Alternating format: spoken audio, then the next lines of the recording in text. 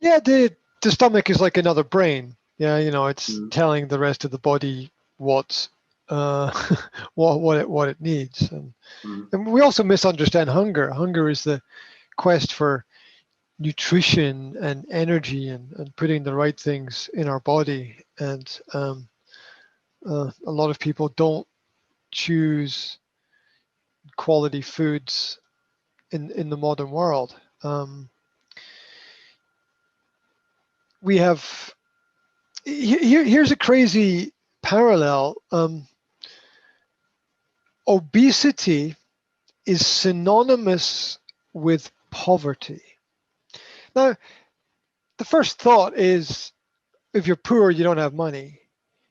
If you don't have Mm. money, you can't buy food. You can't buy food, you can't get fat, right? Mm.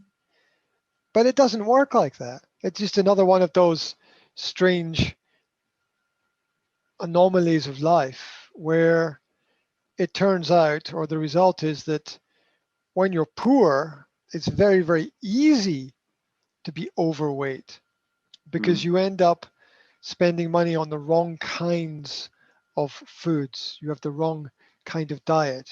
You eat the wrong Mm. kinds of things. You don't have a completely nutritional, healthy lifestyle, basically. Mm. And it's always puzzled me. It seems to me, it's my opinion, it seems to me wherever you look, there's food. Okay, it just seems to me that wherever you look, there's food. And sometimes, occasionally, my parents will visit me, and they always bring some food with them for some reason. I don't quite understand why they do that. Maybe it's their habit. Maybe it's about politeness. Maybe they think I don't eat enough. I don't really know. But they always bring some food. And I always say, thank you. I will add this to all the other food that I have that I can't eat because I don't have time to eat it all and I don't need to eat it Mm. all. I have more food than I know what to do with. I end up throwing out a lot of food. I think about 25% of the food that I buy, I'm not able to eat for some reason, or it goes out of Mm. date, or I buy it and leave it for a while and it's not good anymore. And and it's it's an odd thing that I just think we seem to be surrounded by food, and we should have better habits, and we should know better. And Mm. um, there's a lot of overweight people in society, and I say this in Scotland. Scotland is one of those example countries where, if you look at the countries of the world and you look at obesity, people who are fat and overweight, Scotland is somewhere near the top. Obviously, America's at the top, right? Because they have a really bad diet there, but Scotland is somewhere near there. And I was thinking about it from a parental perspective. I was thinking about it from being a father, being a parent, and Mm. the need to be fit and healthy. And because being a parent is tiring, right? You can get tired very. It's tiring being with children. It's tiring running around after them. It's tiring trying to have conversations with them. And men hit. I mean, the women have similar problems, and I think slightly earlier. But men hit 40, and they're again their metabolism slows down. It slows down at 20. It slows down at 30. It slows down at 40, and it's very, very easy to put on weight. It's very, very easy to think if I have the same habits at 40 that I had at 30, I will be okay. Unfortunately, you don't have the same body at the age of 40 that you have at the age of 30. You're another 12 to 15% of your way through life, and um, the body begins to react differently. It begins to process things more slowly. The body begins to think more carefully about where to put its resources and how to work with them. The mind also works in terms of fear and tends to think, right, it's not a bad idea to have a store of food or a store of fat within the body, because we live in uncertain times, right? And here's the crazy situation, right? This is fantasy, but you can apply it to reality. Like if you put a group of people on a desert island, and some of them are thin and some of them are fatter, and there's no food, the fatter people will probably live for longer.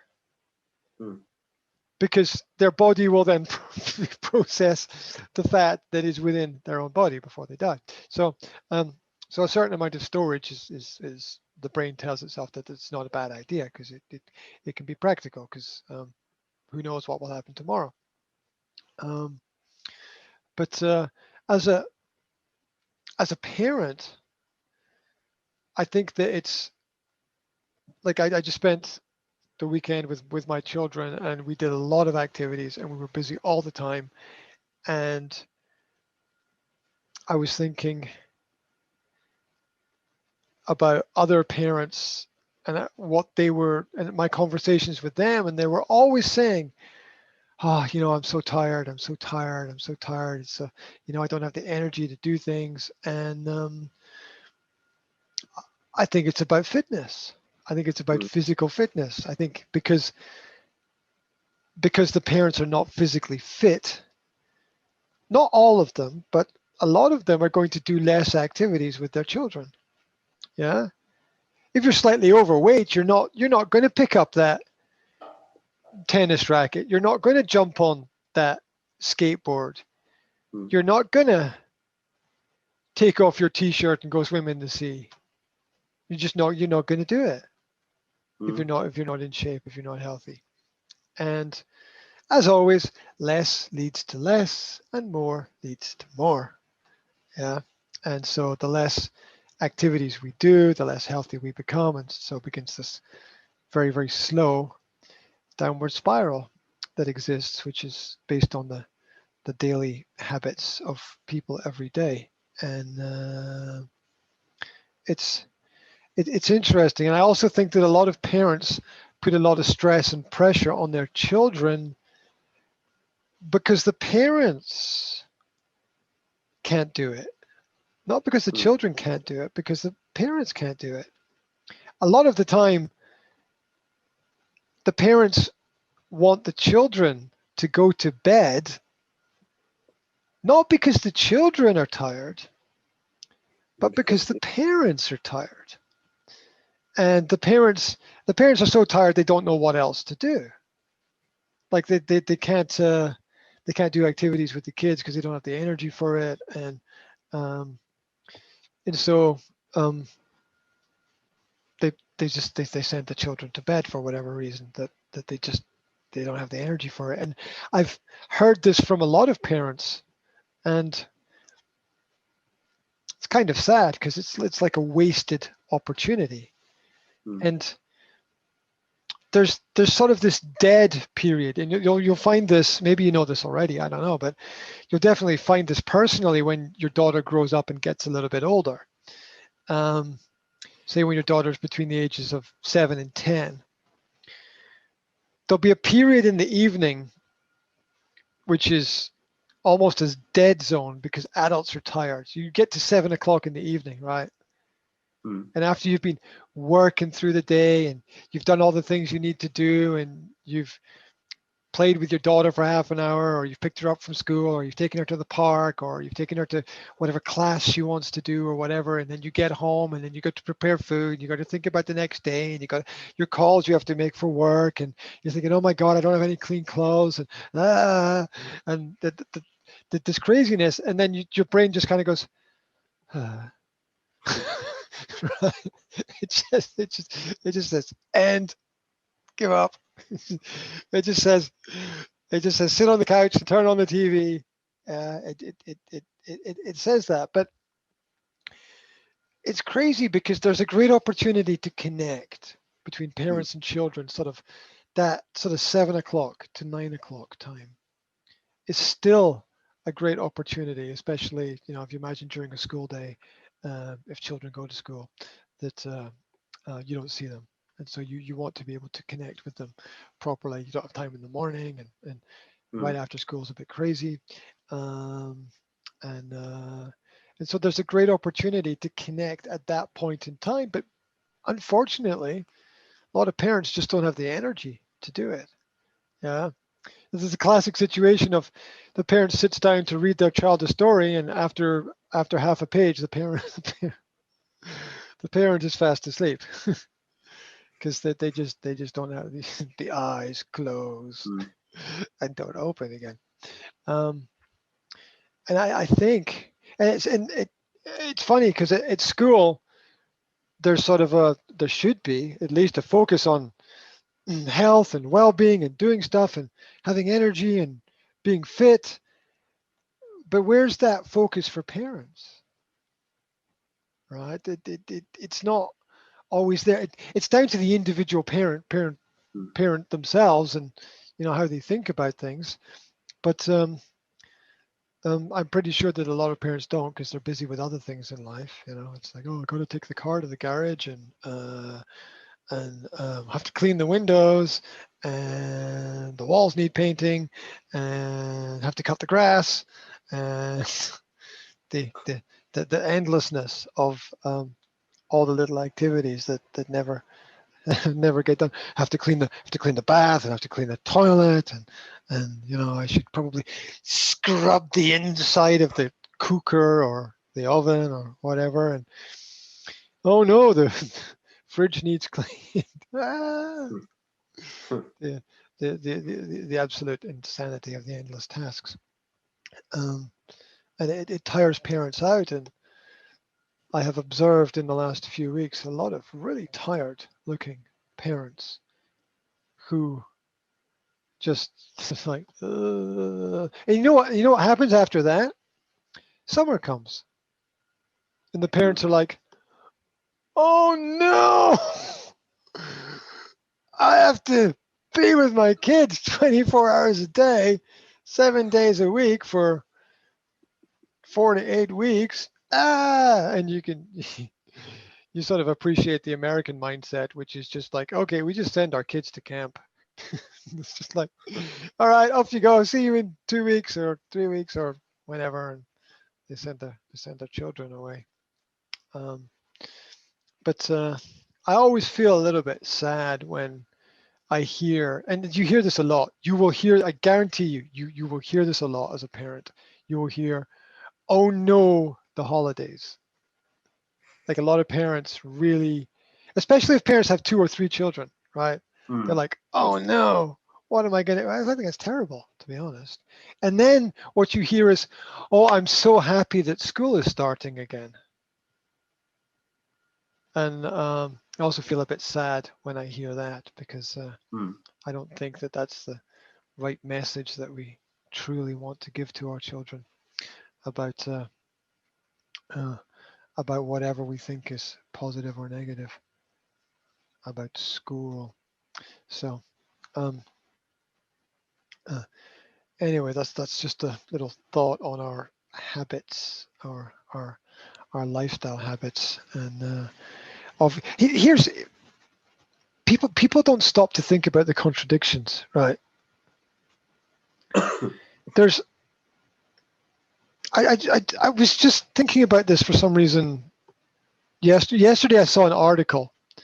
I'm not looking for this. It just pops into my head. I saw an article which said, the British government is encouraging schools to have more lessons outside because of the health crisis. Okay. It's the same government that encouraged everybody to stay at home inside for a whole year. Doesn't anybody have any questions anymore? When when the same people that said you have to stay inside is now saying, no, you have to stay outside. When the same people that said turn left, when I was saying, turn right. Same people that said, absolutely no, we will arrest you and put you in prison if you do it. Are now saying, if you don't do it, you're bad. The same people. It's like they have a story, and then when they get tired of the story, they just tell the opposite. They just flip it. They just flip the whole thing and do the complete opposite.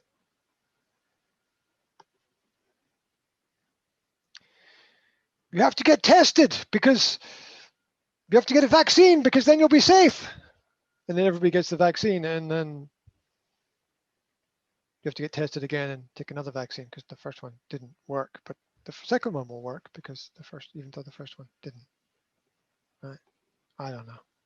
I don't know. Insanity is the new reality. It's okay. The world is upside down. But John Lennon, one of my favorite quotes. John Lennon, the world is mad. I'm paraphrasing. Like he said, crazy.